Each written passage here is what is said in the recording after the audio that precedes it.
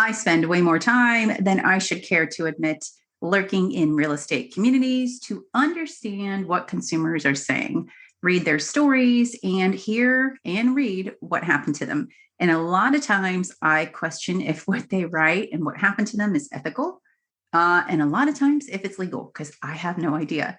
And so today I'm going to read one of those stories, and I've asked Lindy Chapman to join me, who is a real estate consumer advocate. She's been an agent for years. She goes by the hashtag not your realtor because she is simply that. And she's one of the few people I trust in this industry, not to mention she's a relocation expert and has moved all over the US and has been a buyer and a seller over and over and over again. And so I hope you enjoy this hot mess of a story and you learn something about how to protect yourself if this happens to you. Welcome to the real estate industry, where everyone's an expert and everyone's trying to make money off of you, the consumer. So when everyone's trying to profit from you, where do you go to learn the truth? Welcome to Real Estate Talk with me, Wendy Gelch, founder of Selling Later and consumer advocate. We'll share actual buyer and seller stories and uncover the truth about the industry. How does it work? How are all these companies making money? And who are the good players in the industry? Learn from sellers and buyers on how they bought or sold, what they learned, and what they would definitely do differently next time. Learn the truth about the real estate industry from people who aren't trying to make a dollar off of you. It's a messy one. I think this is I'll save the ending for later because I did find out what happened with this one. Showed a customer a property and my buyer loved it and wanted to put in an offer. The listing agent states there are multiple offers and bring the highest and best. The buyer uses an escalatory, why can't I say that word? Escalatory clause. Okay, yeah. Okay, up to 20K over in 1K increment. What we used states the selling agent had to provide proof of other offer with buyer's info redacted. The selling agent comes back and says the seller wants to accept at a full 20K over. Before fully executing, I ask for the other offer that ours beat out as proof, and he refuses to send it. I remind them that the verbiage in the addendum, and the selling agent suddenly says the previous offer, which ours beat, was rescinded, but the seller still wants to accept ours at 20K over. I say, well, what was the next best offer then? The agent still claiming the next best offer happened to be at 19K over. Again, I ask for proof and no response. Well, it gets juicier. My buyer shares with a coworker the house they put an offer on, and the coworker happens to be a family member to the seller. I don't know the full story, but apparently the house did not have multiple offers, and the selling agent told his seller that the offer my buyer made just happened to automatically come in at 20K over. My buyer said she shared with coworker what our offer was, and it gets back to the seller, who gets in touch with me and turns out, in fact, did not have multiple offers. And the listing agent did, in fact, say our offer came in at 20K over, never mentioning anything about the addendum. So, okay. I feel like... So, in a nutshell, they were told there were multiple offers and there weren't. Right. Okay. Right. I've seen this happen, not more than, but I've seen it happen. I can tell you 4 instances right now where that's happened, and with clients of mine, and it's it's disheartening to say the least. I had a client even last fall that we had it happen to us twice. Went to the open house, went to see the house because we wanted to see the competition. We were told that there were multiple offers. And I felt like the home was a little bit overpriced. And the client decided not to put an offer in.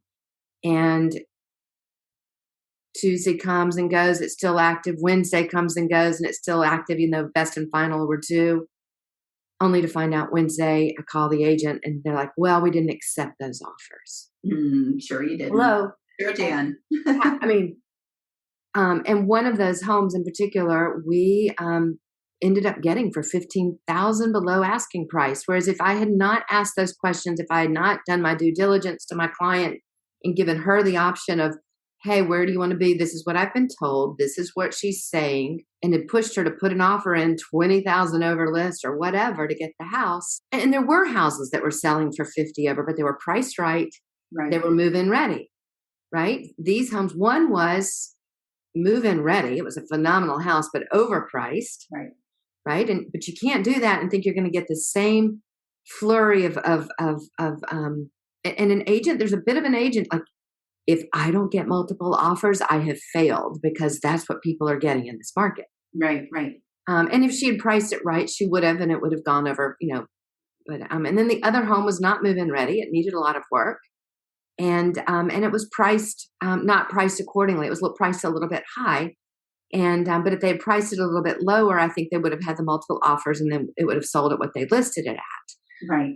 But we were able to get it probably at the appropriate price. And weeks later, after, it still didn't have a buyer, after she had told us that multiple offers were offered and the best and final was due Sunday night at midnight. So I had another client this happened to, and we were told if we would just offer 5,000 more, it was our house. And so I called my clients back. I'm like, hey, best and final, I know they were due, but they're saying that if you offer 5,000 more, I'm like, I don't like that. It doesn't you kind of did your best and final, but I'll do whatever you think. Like, no, that doesn't sound right. And so we didn't do it. Next day, it's off the market. It's not even for sale anymore. They just took it down. Yeah. And I actually told my clients to go knock on the door, and they did, and ended up talking to the seller, and the seller just decided they were just frustrated with the process and decided not to sell. So, and I will I tell buyers all the time, go knock on the door. Right. Go talk directly go talk. Why don't people do that more? Right. Right. Well, in all fairness, I don't answer the door for anybody anymore. Well, that's true. Leave a note on the door. Yeah. Why would leave a note in the house while you're seeing it, right? Leave a little note. Right. Yeah. So it's just, again, it's just know what you don't know, and ask questions honestly. I had an agent recently tell me about a home that they had, their company had listed, and they only got one offer on it, and the offer was $20,000 over list.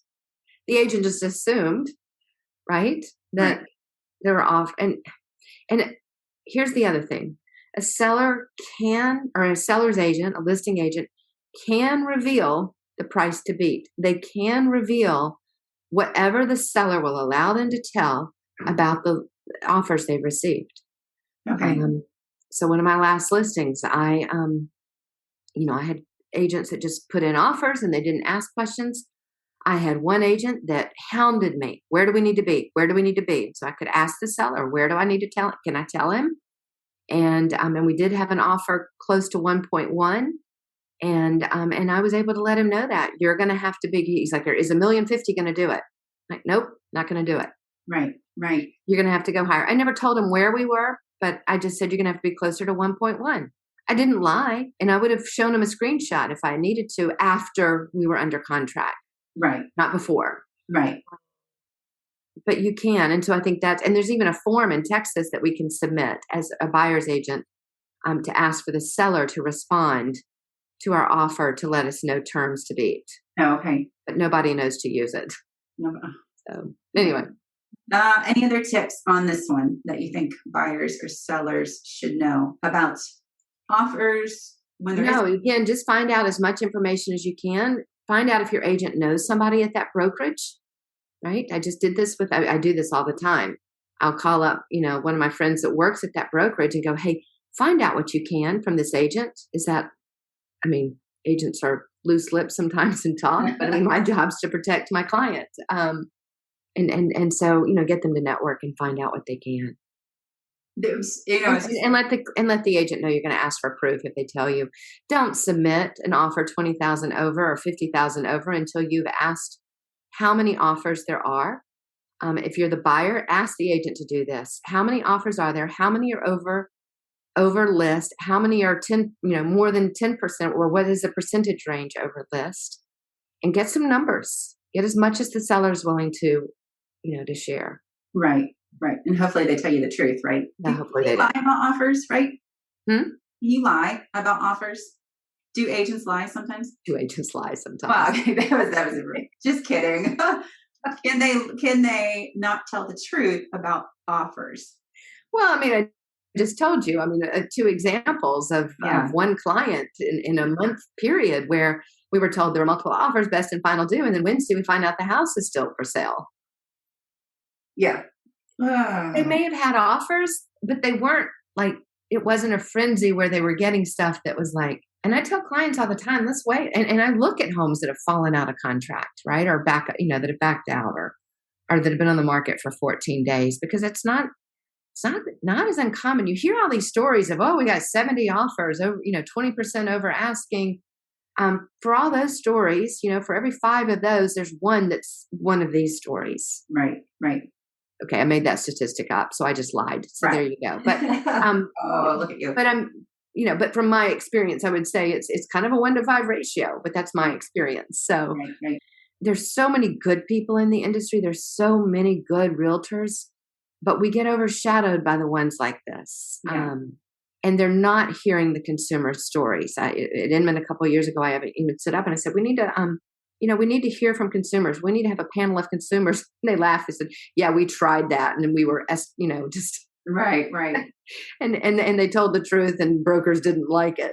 Right. But then nothing changes, right? But I love what you're doing. You're exposing it. You're telling the truth. We can't fix the problem if we don't know what the problem is. Right. Or if you avoid it, right? Yeah. And agents, how many agents, first of all, how many agents don't even own a home? That's a pretty big, I'd love to know the statistics of that. But when was the last time an agent bought a home or sold a home? I had a client the other day actually buy a for sale by owner. And it ended up being listed by an agent.